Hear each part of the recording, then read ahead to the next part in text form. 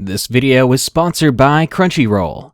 Merry Christmas! Before I make your holiday season full of horror, it's time once again for another anime of the month. This time I have a dark, gritty anime that will fill your Christmas with suspense. If you haven't watched this series yet, you're really missing out on one of the best there is. Because December's anime of the month is Psycho Pass, a sci-fi crime thriller in which detectives of the future know who will commit a crime before they do it. In which just thinking about committing a crime makes you guilty of it. Psycho Pass is an enticing watch that is both beautiful and dreary. It will have you guessing what happens next every turn of the way. As always, this anime can easily be watched at Crunchyroll.com, the world's best platform for watching anime outside of Japan. All anime is high definition, professionally subtitled, and offered on all of your devices. Plus, new shows are released as early as 1 hour after they air in Japan. If you've ever even thought about getting into anime, Crunchyroll is the best possible way. Heck, you can even go to crunchyroll.com/darkness right now and watch endless anime for 30 days free. Using that link supports this channel and more than doubles the usual 14-day trial period. That's crunchyroll.com/darkness. Thanks, Crunchyroll. Now, usually, Christmas is a cheery season. Everyone's either really happy to see family and unwrap their gifts, or they're stressed out shopping for those gifts or visiting with those aforementioned family members. But behind all the positive vibes and fake smiles, horror still makes its home in this holiday of holidays. So, are you ready for true Christmas horror stories? Go ahead, I'll let you unwrap this present early. Number 1. My Dead Best Friend. Submitted by Jake. Let me start off by saying that this is my husband's story. I will call him Jake. These are true events taken from him and his mother. The story starts in 1996. At the time, my husband would have been around 5. He lived with his mother and grandmother in a small rural town. His mother, who worked at the local gas station at the time, was friends with this woman. Let's call her Stacy. My husband's mother is named Pam. Stacy and Jake's mother hit it off instantly. They were the same age, they worked together, and they had everything in common. And they both only had one child. Stacy had a son named Chris. Chris and Jake also became best friends. Their mothers would take them on playdates and sleepovers all the time, because both mothers were single and still living with their parents. Jake and Chris were even chickenpox buddies, as Jake caught it simultaneously from Chris. They attended school together and they even went to Cub Scouts together. When the boys were around 7 years old, Jake and his mother moved from her mother's house into a town about an hour away. So after that, Jake and Chris didn't see very much of each other. In fact, the last time they saw each other was for Jake's 7th birthday. Not long after that birthday, though, is when tragedy struck. Chris and his mother Stacy still lived with their parents. And one day, while Stacy was at work, his grandfather was watching him after school. They were in the garage. His grandfather was fixing up his car, but he ran into the house real quick to see if he could find his wrench, and he left Chris alone in the garage for only what seemed like a minute. When his grandfather came back into the garage, he found Chris under some large metal poles that were in the corner of the garage. I don't know much past this part, only that he must have been playing too close to the pipes and they fell on top of him. The grandfather called 911, but he was pronounced dead when the ambulance arrived. But that's not where the story ends. Pam decided to take Jake to Chris's visitation to help him process his death. My husband says he was too young to remember much. All he can really remember is the funeral home, the flowers, and the sadness. Not long after the visitation, Pam noticed that Jake had an imaginary friend. A friend who he began to call Chris. His mother didn't think much of it. She asked other parents about it, and they all said it was just children processing death their own way, completely normal. Well, time went on, and his imaginary friend did not go away. They eventually moved back in with Pam's mother because Pam was going through a rough divorce. Things began to calm down and half a year passed. However, the imaginary friend named Chris, he was still there. One day before Christmas, Pam and her mother took Jake to Walmart to look for lights and decorations for the Christmas tree. They made a short stop down the toy aisle, and of course Jake went crazy, like all 7-year-old kids would do when they go down the toy aisle. As they traveled down the Toy Express, Jake noticed a plastic electric guitar that would play songs with the push of a button. He asked his mom to grab it so he could play with it, Pam, of course, being 5'2", could not reach the toy herself. It was on a very high shelf, so Pam and her mother looked around the corners for a Walmart associate. Then they heard Jake say while they were searching around the corner, "It's okay, Chris said he would play it for me." Pam and her mom both rolled their eyes as they walked on to find a sales associate still, when suddenly, the guitar lit up from the high shelf and began to play the long, exaggerated guitar rhythms. Pam and her mother stared at Jake in disbelief, because there was no way in hell that he could have reached it, let alone them. They paused for a moment, and then the guitar fell from the shelf and onto the floor. Jake looked at them grinning. "I told you Chris could do it, he can do anything now." Pam and her mother were extremely terrified. They left the aisle immediately, still in disbelief of what they had just witnessed. To this day, my husband only remembers bits and pieces of this, and he has absolutely no recollection of the incident at the store. Jake's mother recently told me this story. She also told me that she spoke to Chris's mother, Stacy, about 5 years ago, only to learn that Stacy had also been experiencing the same type of events. She said that Chris had never left. Stacy gave birth to a daughter in 2002, and soon enough her young daughter started to experience the same things. She eventually got an imaginary friend. It was a friend she called Chris. I sometimes wonder if that's all possible. See, I'm a big skeptic of ghosts myself, especially the ghosts of children, because I was born and raised Baptist. But my husband believes the story without a doubt, because he remembers his imaginary friend here and there. But he says to me that it wasn't so imaginary for him. Number 2. It started on the night before Christmas. Submitted by Kid. Something happened on the night before Christmas a few years ago. My sister and I were in her room putting up clothes, as we share a closet. While I was busy hanging them up, I heard what sounded like the toilet lid slam shut in the bathroom, and of course it shocked me. It was very loud. So when I finished hanging the shirt I was on, I went to the bathroom to check out the noise, and the toilet lid was down. This was creepy because we were the only ones in the house. So I yelled back down into the hallway, asking my sister if she had left the toilet lid down. She said no, she hadn't used it since I had last. I figured maybe she just forgot, or maybe it was just some sort of gravity or temperature thing. But it's never done that before. I've always believed in the paranormal, so this kind of freaked me out. As I walked back into the hallway towards her room, I glanced over to my doorway, and the light that was on just flicked off, and not a second later we both heard a loud crash come from the kitchen. Quickly and without a word, we together went down to the kitchen to check it out. Nothing was out of place, and there was no one there. So I made a joke about it just being the ghost of a Christmas witch, though we were both pretty creeped out. Tasteless as it was, we went back to her room with my head focused on the floor, and on the way back I saw a shadow move in the doorway. Now, embarrassingly, I let out a bit of a squill, as it had really surprised me, and my sister looked at me like I was weird. I asked her if she saw that, and she said no. It was all just so bizarre. Even still, me just asking her if she saw something seemed to creep her out even more. So we ran to her room and closed the door, and we called our parents on the phone. But they didn't answer. Then we tried my sister's phone, and they actually answered that time. We told them what we heard, and I could tell they were getting worried. So I told them that we could tough it out until they got back. I both wanted to rush them, and I didn't want to be rude. I was scared, and I didn't want us to be alone any longer.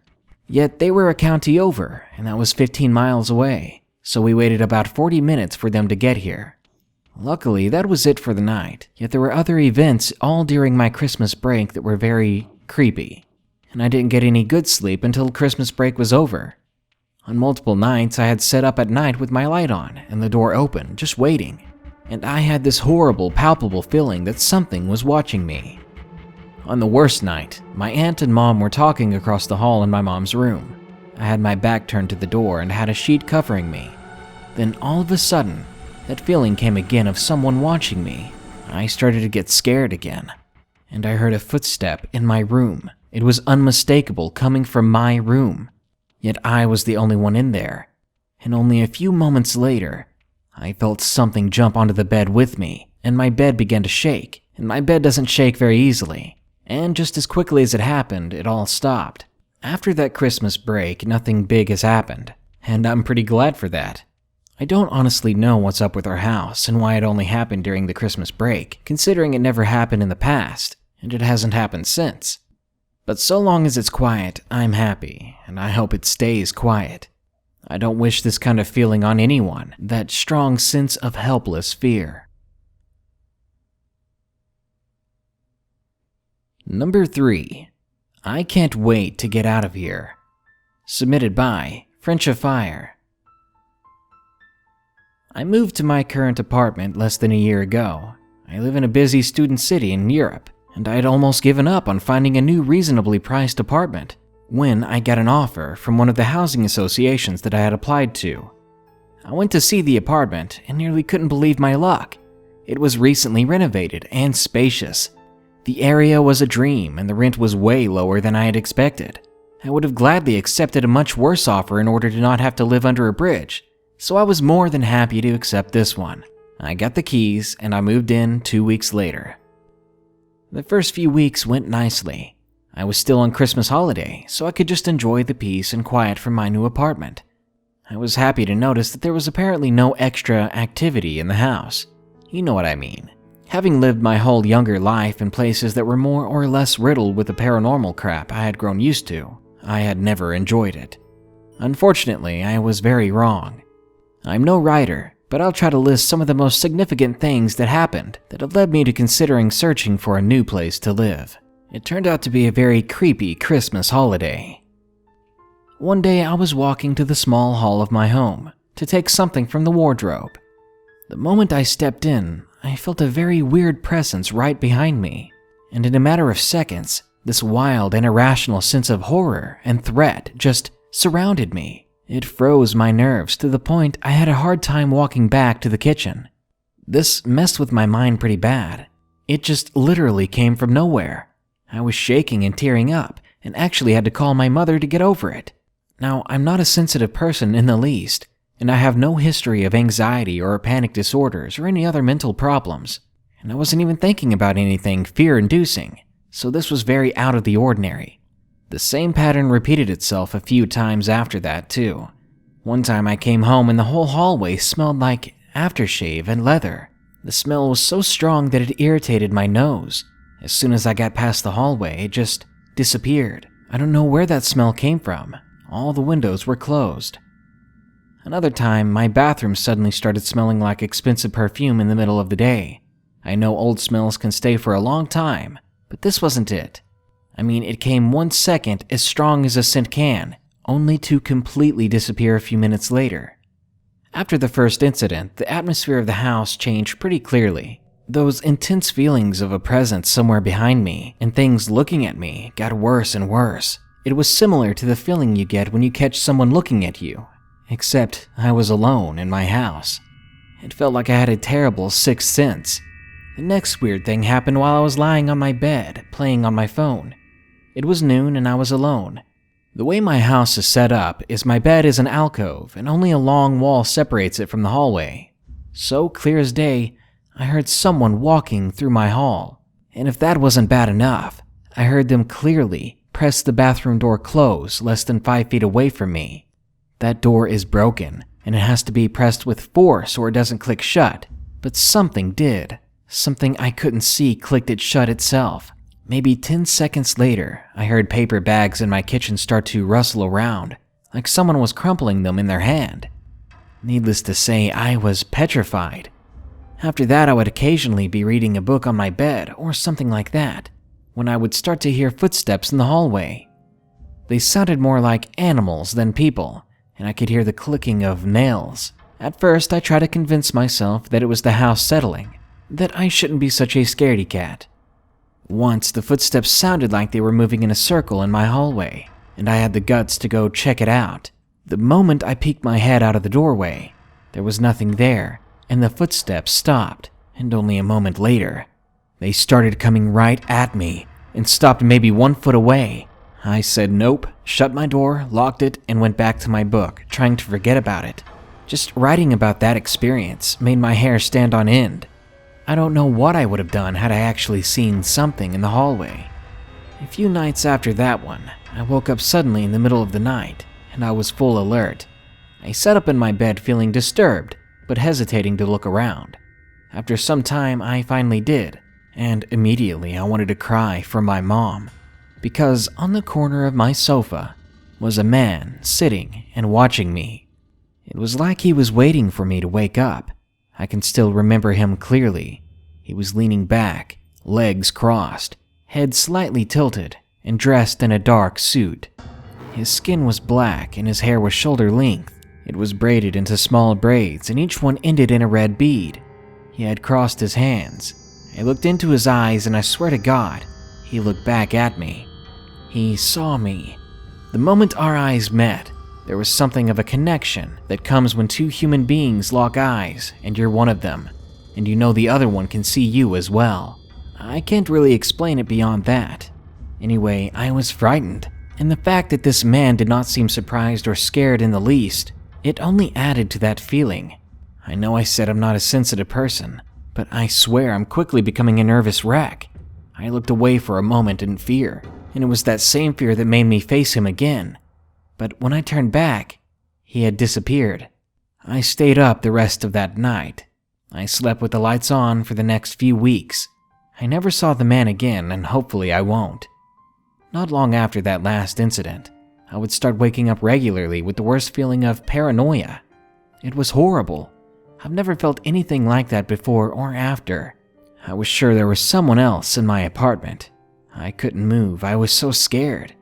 There was a period of time I would go around my house every night and every morning and check everywhere in case there was someone else living with me.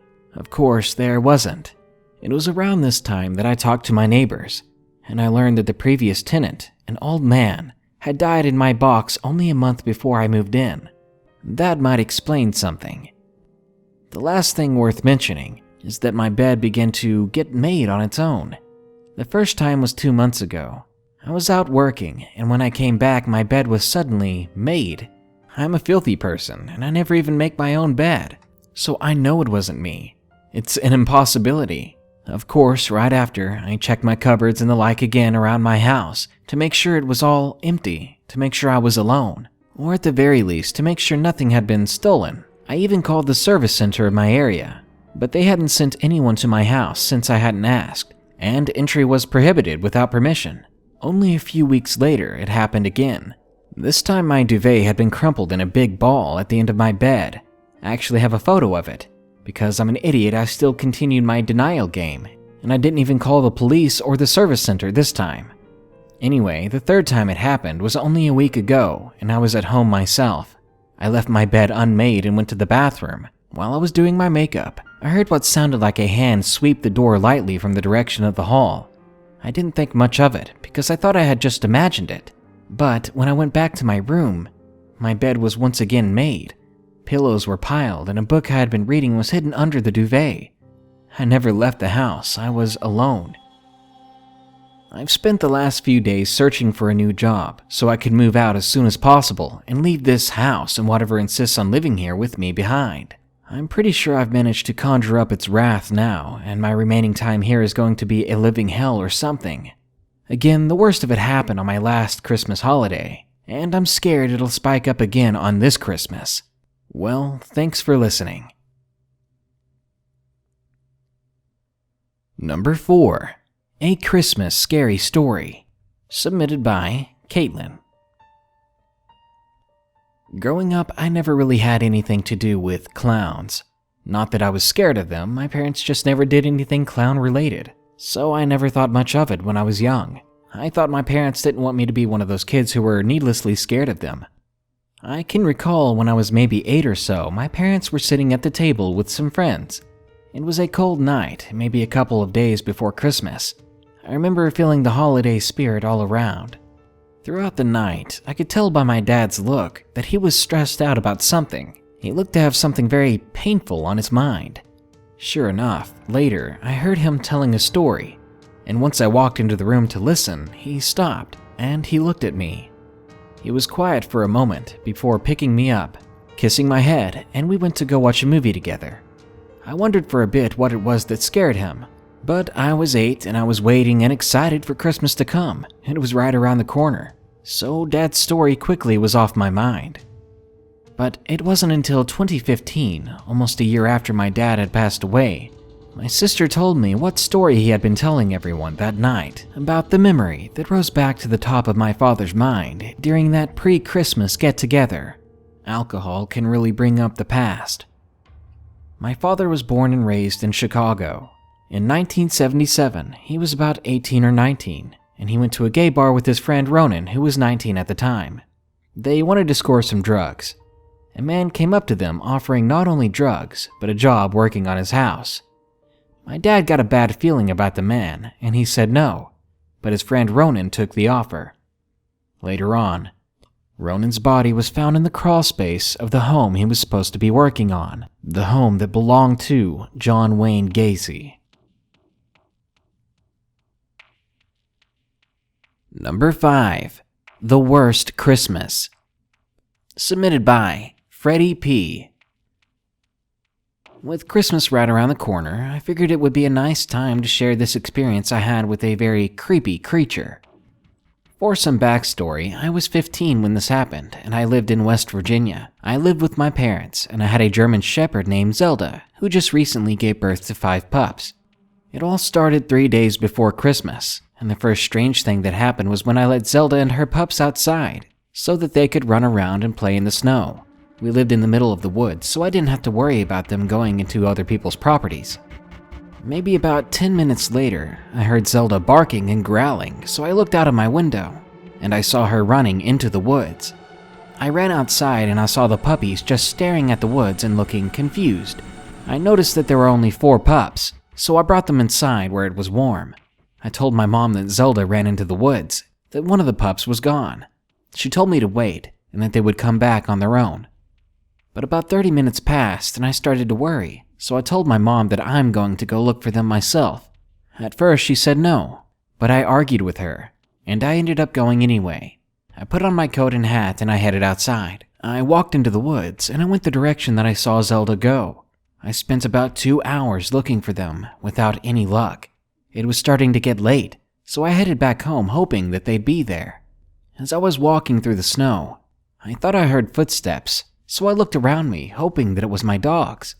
But there was nothing there, nothing that I could see anyway. I looked around the area some more, and that's when I heard a strange and very disturbing sound. It sounded like moaning or wheezing, and it really freaked me out. I'm not the one to investigate stuff like that, so I just hurried back home. When I made it back, I asked my mom if they had seen the dogs. She said no, and I just sat on the couch, worried. I didn't say anything, and my mind began to race. What if that moaning and wheezing sound I heard earlier was Zelda? Maybe she was hurt. I quickly put my jacket back on and I ran out there. I tried to find the spot where I heard the sound. I waited for a while, hoping that the sound would come again, but it didn't. I sat down on a rock and just kept waiting. It started to snow, so I got up and started walking back. And that's when I heard this blood-curdling scream, and it sounded like a woman screaming for her life. But behind it, there was this wheezing to it. I knew for a fact that this was not my dog, so I ran as fast as I could back home.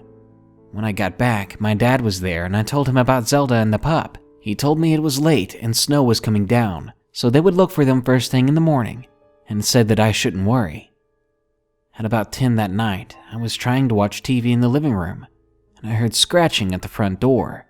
Immediately, I ran for the door, thinking it was Zelda and her pup, but then I remembered that scream earlier in the woods. I was about to go get my parents, but then I heard the whimpering. I knew it had to be Zelda, so I opened the door and was so happy when I saw her.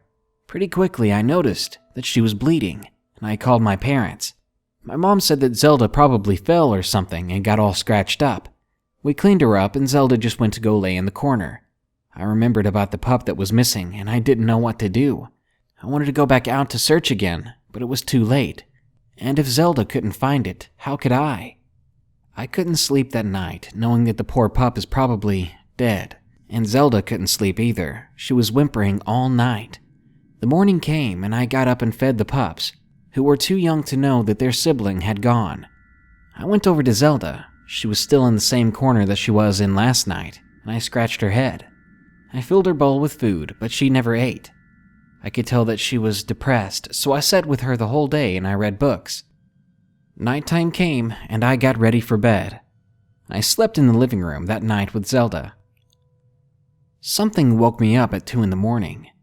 I heard something outside the window. At first it was footsteps, then I heard the same moaning and wheezing sound that I heard in the woods. My heart sank and I noticed that Zelda started to whimper, and she got away from the window. I was too scared to even move my fingers. I waited for what seemed like hours for that noise to stop. When the wheezing finally went away, I was still so scared to get up, so I waited until morning. The next day was Christmas Eve and we were having a party. A whole bunch of my family came over and it got loud quick. I got tired of the noise, so I decided to go outside. But I couldn't get my mind off of that noise I heard last night. That noise that was just outside our window. Morbidly curious, I went over to that window that I heard it coming from. My heart sank when I saw it. Under the window, the missing puppy lay in the snow. It was dead, and the sight was rather graphic. Some sort of animal had definitely gotten hold of the pup. I told my mom and showed her where it was. When she came out to see it, she threw up at the sight. I won't go into detail here, but it was pretty bad. Just looking at it terrified me. My mom told my uncle, and he said that he would bury it himself in the woods. That night, me, my mom, and dad talked about the pup, and that's when I told them about the noise I had heard.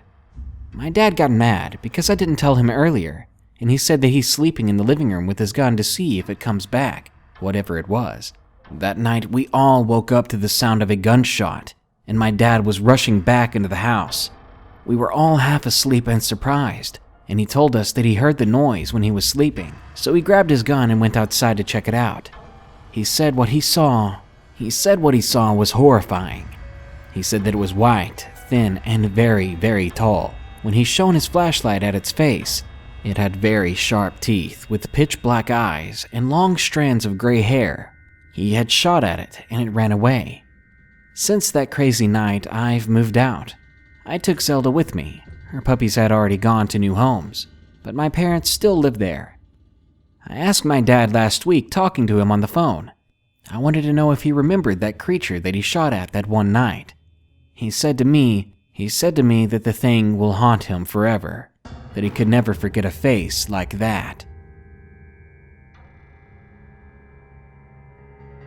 Number 6. Stalker for Christmas. Submitted by Moon. This happened a few years ago. I'm going to give you the backstory first, so you can catch up on this. I go to a school like every normal girl, but there's this guy. We started off as friends, and this is where it gets creepy. So lucky me met this guy. We'll call him Joe. We hung out a lot, and we were getting close to Christmas. One day at school, as it was almost the end of the day, we were packing things up, and I told him I wouldn't be able to text him so that I could spend most of my time with my family. I was raised and taught that family is the most important thing. It was a holiday after all. He nodded and said the same thing, and we hugged before me and my friend, who we'll call Jessie, went on the bus together.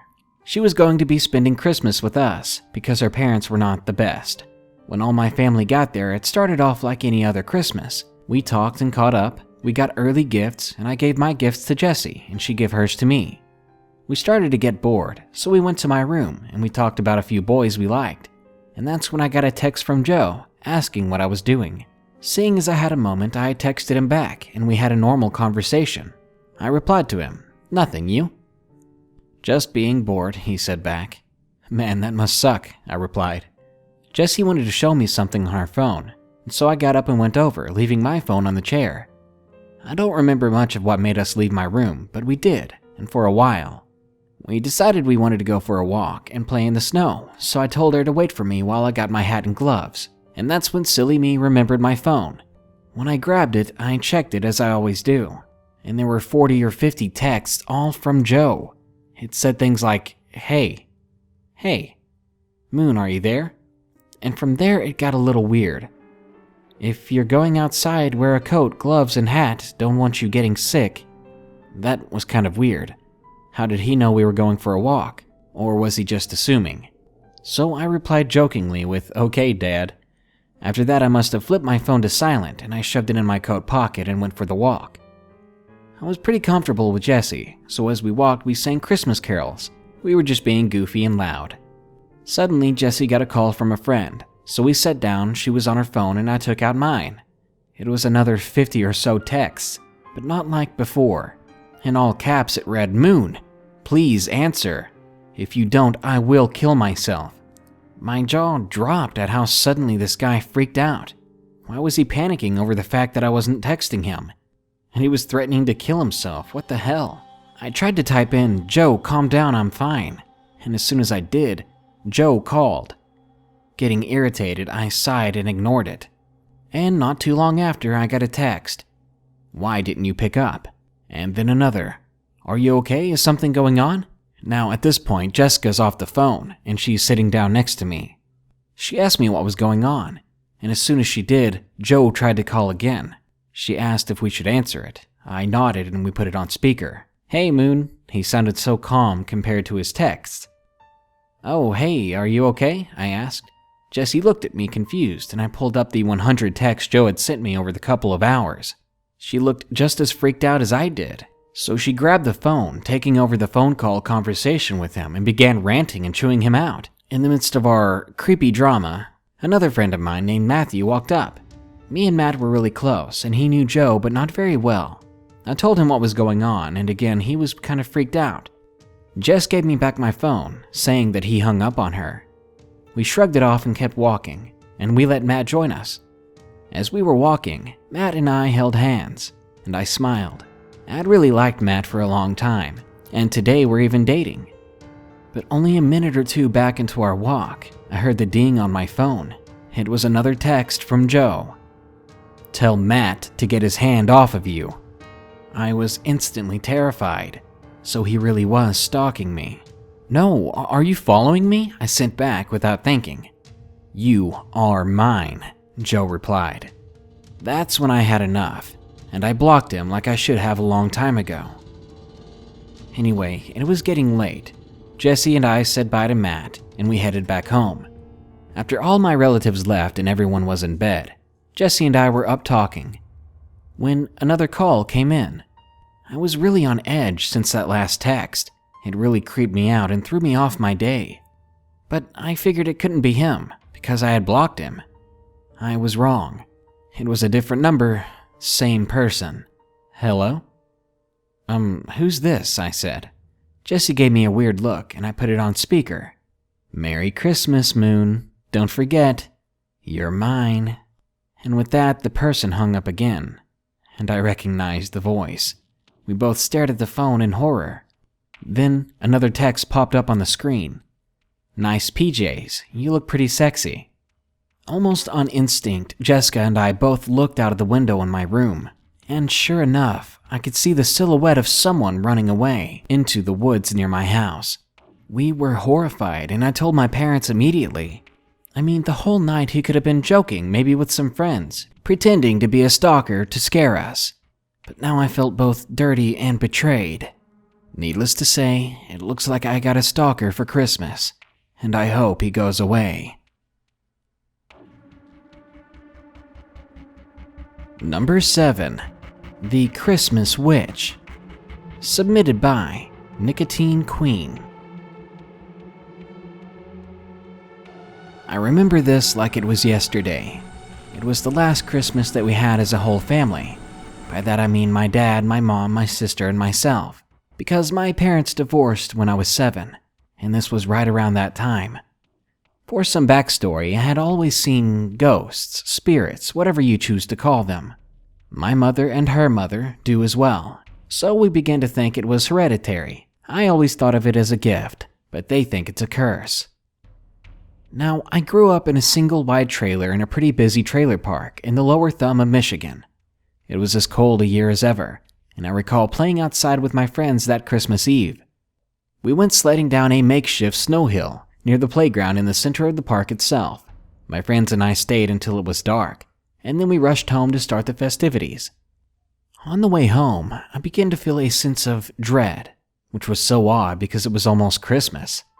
I tried to brush it off, thinking it was anxiety, which I had pretty bad at that age. I got home and I walked inside, and that's when things started to feel off for sure. I knew something was going on with my parents, yet at the time I wasn't even sure what the word divorce meant. But my sister, who was 4 years older than me, did, and I think it was her vibes that had me on edge. Everyone and everything felt fake, like an act, like putting on a show knowing this would be the last.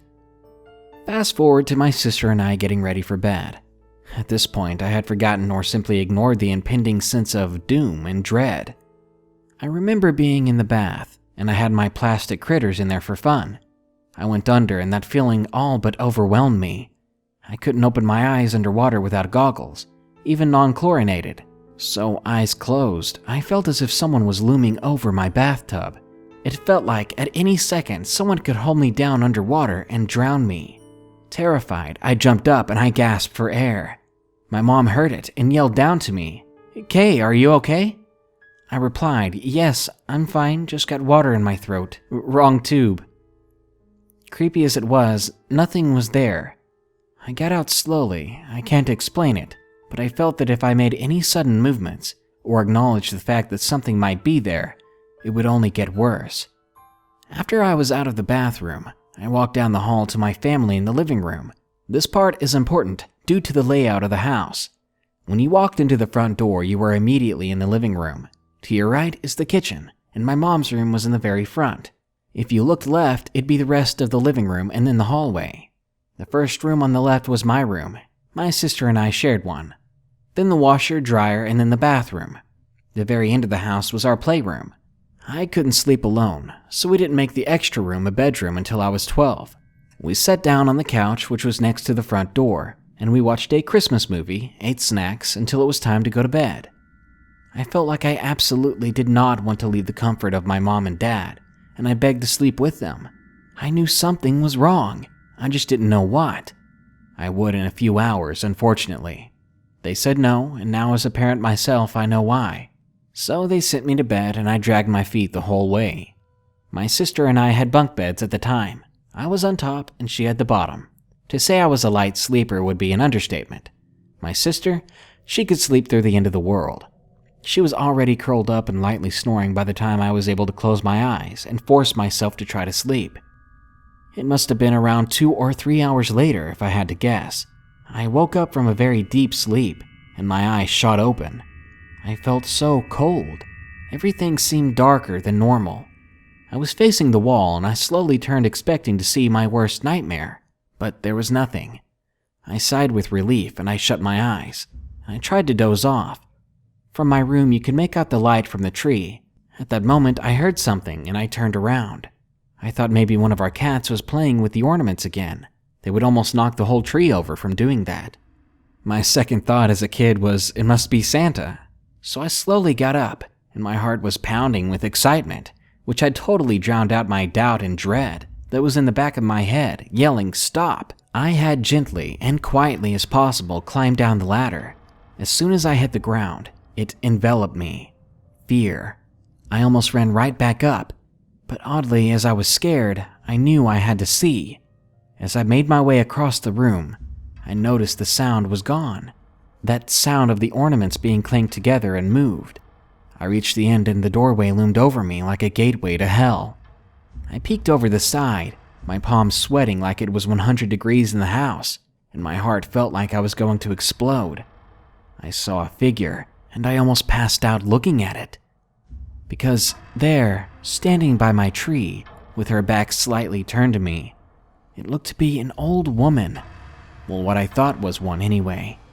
From that angle, all I could make out was her long, stringy grayish-white hair that seemed to flow without wind. She was wearing a black cloak, which was hooded over her head, minus the hair that flowed from it underneath. She was staring at our tree. I watched as she grabbed an ornament. She looked it over and then placed it in an area of the tree it was not before. This is important later, for validation. Then I noticed something which made me sick. Her hands appeared to be rotten. You could see where her flesh was rotting off, and her bones were poking through. I must have made a noise because she began to turn around in what felt like slow motion. eye was frozen in place. When I saw her face, I thought I was going to die. She had this smile on her face that was clearly inhuman. It stretched across her face, and it was making all her veins show. Her teeth were yellow and black, where she had them anyway, and her eyes were black pits with a hint of white far back in her skull.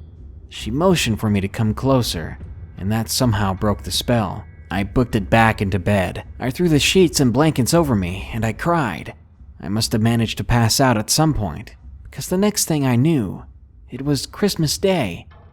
I sat up and looked around, and I thought I just had a bad nightmare. I slowly made my way out to where everyone was waiting for me, and we opened gifts. As we sat there playing with our new treasures, I happened to look up at the tree, and my heart sank. The ornament, the very same exact color and pattern, the one she had been playing with the night before. It was in the place she had left it, not where we had put it. My mouth hung open, and I must have went pale, because my dad asked if I was sick. I said I was fine, and I pretended to be for the sake of everyone else. Later on, I talked to my mom and explained what I saw. When I told her, she got this look on her face that made me scared, because apparently she had heard it too. She thought it was the cats playing with the tree again, so she didn't get up. When she realized I was about to cry, she immediately tried to change her story, saying I probably dreamt it after hearing the sound, yada yada. I told her about the ornament that had changed position, and with the face she always makes when she's telling a lie, she said that she had moved it. But even if she wasn't obviously lying, how would she have put it in the same spot as in my dream? I knew what I had seen was real.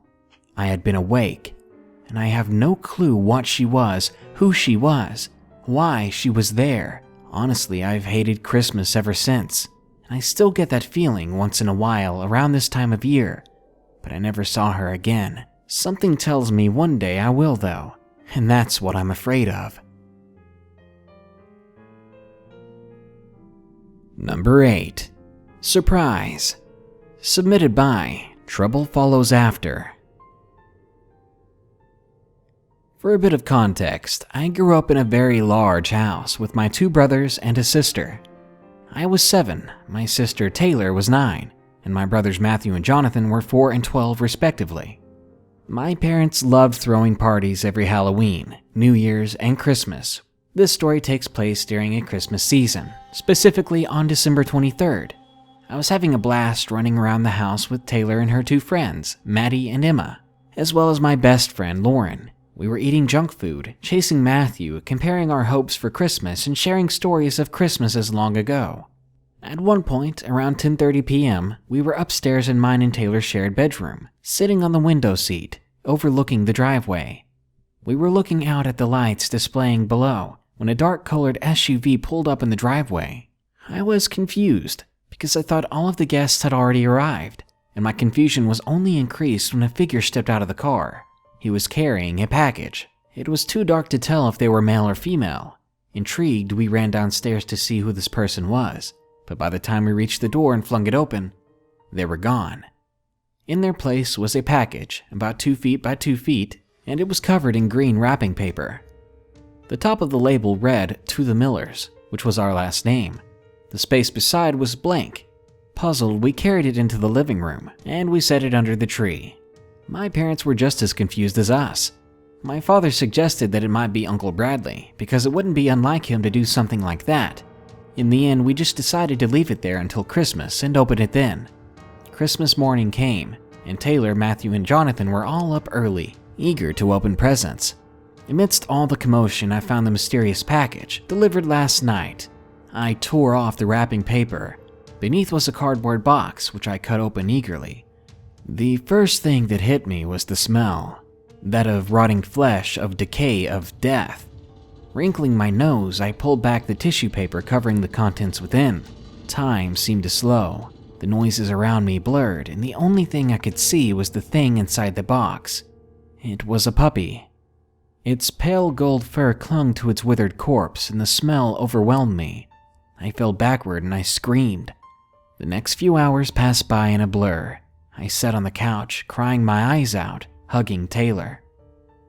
My father called the police and they arrived, taking pictures of the poor animal and asking us questions about the SUV and the person that we saw. It's been 15 years, and we never found out who left the puppy on our doorstep, delivered to us all those years ago. It was a little golden retriever, and today he's buried in our backyard beneath an apple tree with tulips at his grave. I don't know why they killed that poor dog, why they delivered it to us, but sick people like that deserve only the worst. And number 9, Christmas Visit, submitted by Ginger Cat. I've always been able to see and hear things that other kids couldn't, from the times I could see shadows and heard voices to the time my doll stood up on my bed and laughed. But this was my first paranormal experience as a kid. I was around 4 or 5. My dad had just moved into a new house after my new baby sister was born. I lived with my mom, but I was up visiting my dad this Christmas. I was really excited. I hadn't seen him in over 2 months. When we got there, the first thing I did was go and see my baby sister.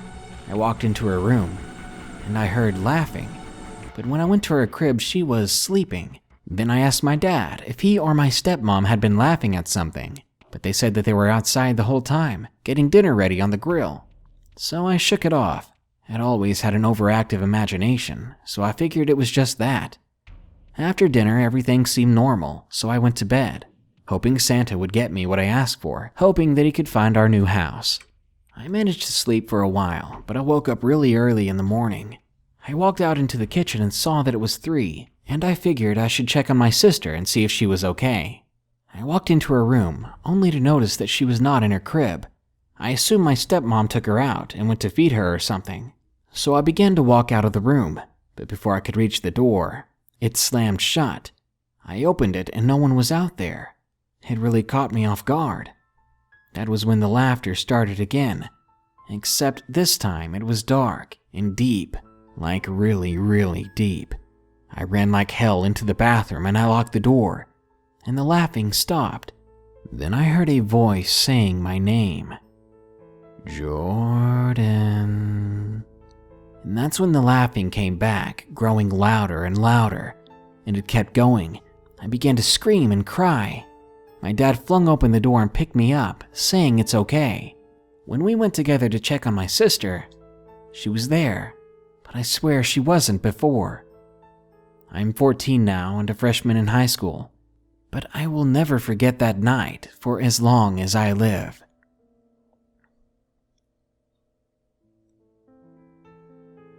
Instead of scaring you with this outro, I just wanted to say a word or two. All of you who watch these videos, who listen to these stories, I appreciate you. You have made my passion and dreams real. Every day I get to read stories from all over the world, and now all I want to do is share them with you, bring you more, better content, and improve. Thanks to our latest donations from Jorge R. and Christina S. and all of our generous donors, our website renovation has begun. I've paid to have a gamification app added to our website. The whole thing is in beta and I'm trying to add new features and content to it. But now you can earn points by simply visiting the website, reading stories, watching videos there, commenting, discussing, and sharing. You can unlock badges, new levels, and achievements. You can literally become the best Night Watcher. So if you love scary stuff, or you visit my website regularly anyway, visit the website soon at darknessprevails.org to sign up with the Survival Adventure app now. Do you have what it takes to become a monster hunter or even a dark prophet? Again, it's a very early stage and I'll be adding more fun stuff to it as often as possible. I won't go into any details here because I don't want to get ahead of myself, but I just wanted you all to know that none of this would be possible without a single one of you subscribers and fans. So, to you, I say thank you. For those of you wondering, I am working on hiring someone to create an app for this channel. Something for your mobile device, where you can read and rate stories, submit your own on the go, watch videos, and maybe even unlock secret content. Until then, Merry Christmas and Happy Holidays to all. Stay safe out there. I'll be bringing you more and more chills and thrills as soon as possible. Oh, and don't forget to like, share, comment, and subscribe if you enjoyed the video. Thanks, and good night.